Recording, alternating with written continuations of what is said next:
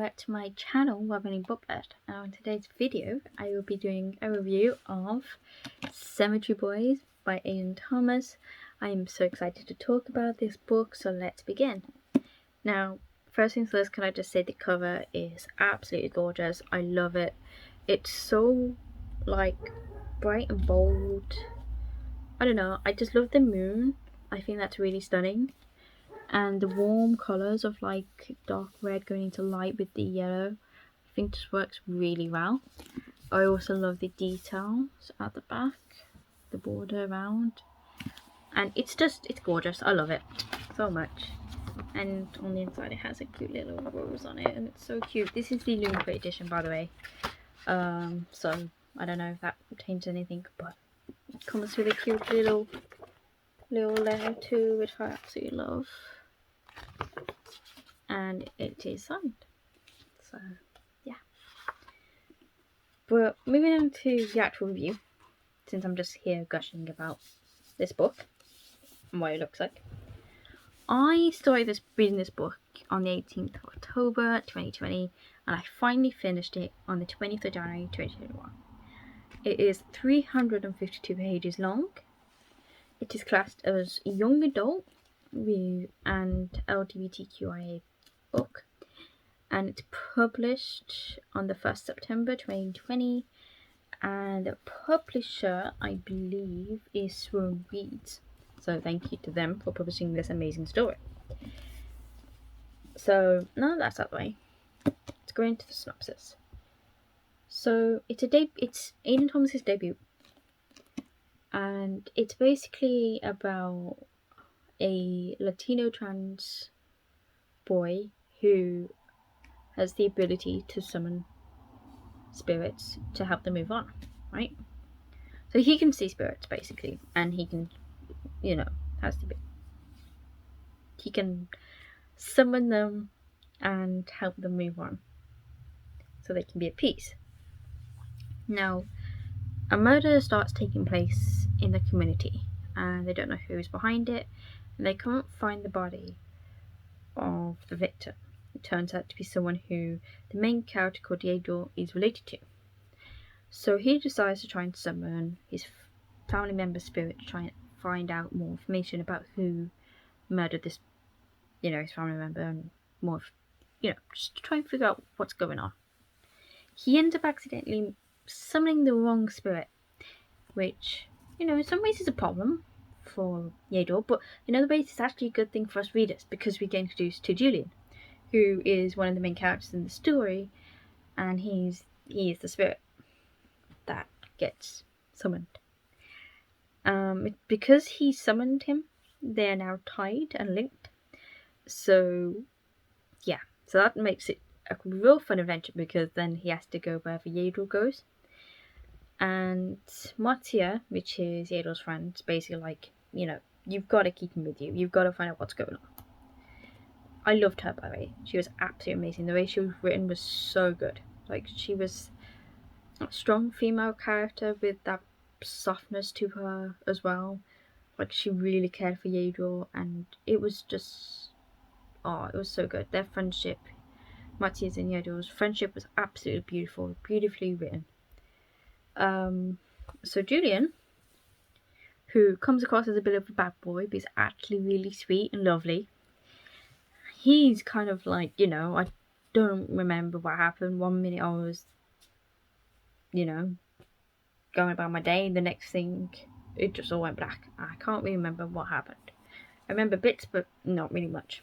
So they then have to work together, all three of them, to find out what happened to Julian, and discover who's the good person that's murdering people, what's going on, and so forth, right? For Yador, there's a benefit to this, because he gets to then prove to his father that he is a trans boy. Like, he is a boy. Like, just because he was born female doesn't mean he's, he identifies as that. He is a trans boy. And he just wants to be accepted by his family. And because their culture is rooted into females have their own powers and abilities, roles in society, and so do the men. It means that at first his family were very confused and not very accepting of Adol at the beginning. So for him, this means that he can prove to his dad that, fulfilling the role of being with the men and their role within the community is where he belongs to be.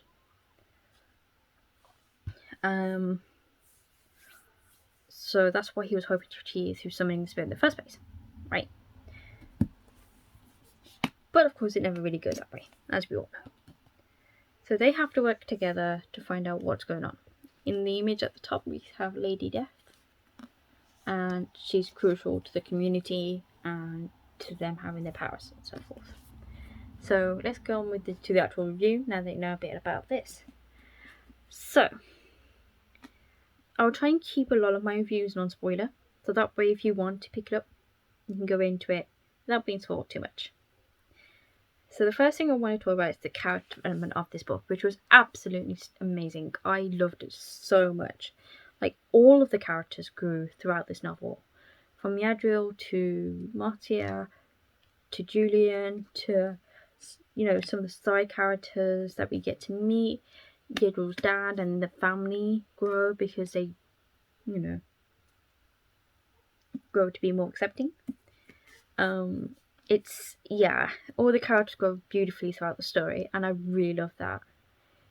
And I felt like Julian was, like, the aspect of him being dead and having to find out what happened to him was really well done as well, because there were times when he struggled with that and you get to see that, but then there were times which was quite funny as well, where he, being a bit of a comedian, lightened the situation. And the way that Yadril was written as well was absolutely beautiful. Like, trans representation, especially trans Latinx representation, is so good in this story. So yeah, 5 out of 5 for me. It was absolutely stunning. The plot development, also a 5 out of 5. It was so good. It was so interesting. It kept me hooked from the moment I started reading to the end. I loved how it incorporated the culture in the story and the supernatural. I think my only issue was I just wish the ending was a bit more expanded and explored. And Lady Death being the main figure, I wish we got to see more of her. But it was very good, and I really enjoyed the plot development. Really well done, well crafted, and for a debut, I was, very, very pleasantly surprised. It was amazing. So I gave the plot development a 5 out of 5.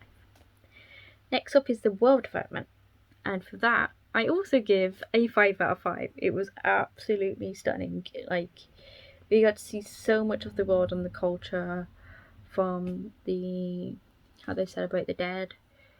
So good. It was just so interesting, but it was written in such a way that as a white person who doesn't know a lot about the culture, like, I could learn so much. And the way it was done was so, well, in my opinion, respectful. Like, I may not, obviously someone from that culture can tell you more about how the culture is handled, but I'm not here to do that. I'm just here to tell you that I really love the world building in this. I thought the world building was really good. It was really interesting, really well built, felt quite realistic as well, even with the supernatural element in it. And yeah, if you haven't picked this up, you really need to, just for those 3 things alone. Next is the pacing, which I give a 4 out of 5. I know, bit of a drop, just a little bit. I really love the pacing, and I did feel like it was quite consistent. I do feel like, as I mentioned earlier, the ending was just a bit rushed, and I feel like it would have been nice if it had been slowed down a little bit and a bit more explored. And I think, yeah, I just, like, there was a lot of questions I had, which I don't really want to mention in this video because obviously it's a non-spoiler review. But a lot of questions I had at the end, like about Joel and his abilities and how the ending affected that. At the end it said that like his dad, obviously, as I said, grows and becomes more accepting. So how does he make it better for trans people within the community? Like, there was so many, I don't know, I just had so many little questions that I just wanted to find out more. But yeah. And the next thing is language, in which I gave it 4 out of 5. And the reason for that is I love the use of the language in the story. I'm going to say this again. Right. I wish that there was a little bit at the end, maybe like a page which had all the translations, so people who can't speak the language can understand what's being said, because I feel like for them they miss out a bit of the story. Like, I wish I could speak languages in general. Like, I wish I could be more like, what's the word, people? Yeah, I just wish I could speak a variety of languages, but I can't. Sadly, I don't have the skill set for that. So yeah, it's just something little. But I do wish, like, because then you get a bit more of the story, because obviously Yardor speaks English, but some of his family members don't. So a lot of the stuff that they say to him, as someone who doesn't speak that language, you miss out because you don't get to know what's been said. So yeah, it's just a little thing. So altogether, overall, I gave this book a 23 out of 25. It's got 92% and it's a 5-star read. It's excellent. You need to pick it up. It's so good. I can't recommend it enough. It's got beautiful representation. It's such a well built story, well crafted world. It's so good, and I definitely recommend it. It's just beautiful storytelling, and I love the White Star, and I cannot wait for Lost in the Neverwoods. I'm so excited to pick that up. That's coming in April, and yeah, I can't wait. So thank you so much for watching my review. Let me know what you think of Cemetery Boys down in the comments below. If you've read it, what did you think? Did you like it? Did you not? Let me know, because I'm interested. And yeah, I will see you soon in the next video, which I'm hoping will, depending on when I release this review,